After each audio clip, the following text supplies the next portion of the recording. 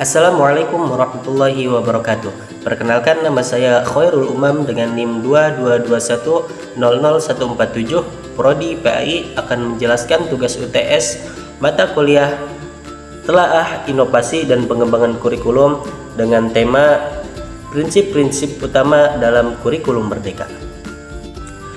Kurikulum Merdeka merupakan kebijakan pendidikan yang dirancang oleh Kementerian Pendidikan, Kebudayaan, Riset, dan Teknologi Indonesia sebagai bagian dari upaya transformasi pendidikan. Tujuannya untuk apa? Tujuannya adalah untuk memberikan fleksibilitas kepada satuan pendidikan dan pendidik agar pembelajaran lebih sesuai dengan kebutuhan dan potensi peserta didik. Adapun prinsip-prinsip utama dalam kurikulum merdeka, yang pertama berpusat kepada murid. Artinya, murid menjadi pusat dari kegiatan belajar.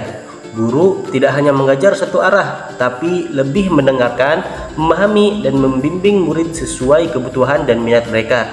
Jadi, murid tidak dipaksa belajar hal yang belum siap atau tidak relevan untuk mereka, sehingga setiap murid dapat belajar sesuai dengan kebutuhan, minat, dan bakat yang ingin mereka kembangkan.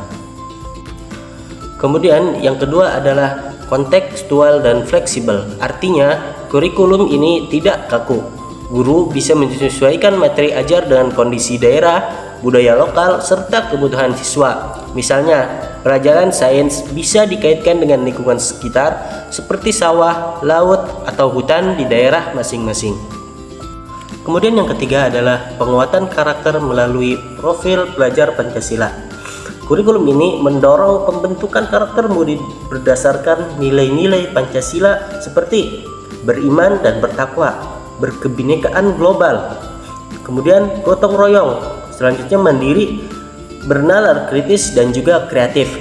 Tujuannya untuk apa? Tujuannya adalah agar murid tidak hanya pintar secara akademik, tapi juga menjadi manusia yang baik dan bermanfaat bagi sesama, dan juga bermanfaat bagi nusa dan bangsa.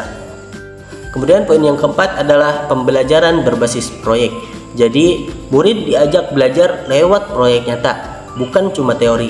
Misalnya, mereka membuat kampanye kebersihan lingkungan, menanam sayur, atau membuat video edukatif.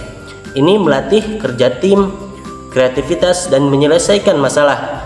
Pembelajaran seperti ini akan sangat berguna bagi murid-murid di kehidupan yang akan datang. Kemudian yang kelima adalah diferensiasi pembelajaran. Guru memahami bahwa setiap murid itu unik. Ada yang cepat paham, ada juga yang membutuhkan waktu yang lebih lama. Jadi, guru menyesuaikan cara mengajar. Tujuannya untuk apa? Tujuannya yaitu agar semua murid bisa berkembang sesuai kecepatan dan gaya belajar mereka. Kemudian poin yang keenam adalah pengembangan kompetensi esensial. Daripada mengejar terlalu banyak materi, kurikulum merdeka ini berfokus pada hal-hal penting yang benar-benar perlu dikuasai oleh murid. Jadi, pembelajaran lebih dalam dan bermakna, bukan hanya sekedar hafalan. Kemudian yang terakhir adalah asesmen formatif dan reflektif. Penilaian bukan cuma soal ujian akhir, tetapi juga melihat proses belajar murid dari hari ke hari. Guru memberi umpan balik terus-menerus agar murid tahu apa yang sudah baik dan apa yang perlu ditingkatkan, sehingga murid dapat berintrospeksi diri agar dapat meningkatkan setiap bakat yang mereka miliki menjadi lebih baik lagi. Nah, dari sini dapat kita simpulkan bahwa kurikulum merdeka merupakan pendekatan pembelajaran yang memberikan kebebasan kepada guru dan murid untuk belajar secara lebih fleksibel sesuai dengan kebutuhan, potensi, dan konteks lingkungan mereka. Kurikulum ini menekankan pada pembelajaran yang berpusat kepada murid, penguatan karakter melalui profil pelajar Pancasila, serta menerapkan metode yang kontekstual, bermakna, dan adaptif. Dengan fokus pada pengembangan kompetensi esensial dan penilaian formatif, kurikulum merdeka bertujuan untuk menciptakan generasi yang cerdas, berkarakter, dan siap menghadapi tantangan di masa depan. Mungkin hanya itu yang dapat saya sampaikan, kurang lebihnya mohon maaf. Wabillahi taufiq wal hidayah. Wassalamualaikum warahmatullahi wabarakatuh.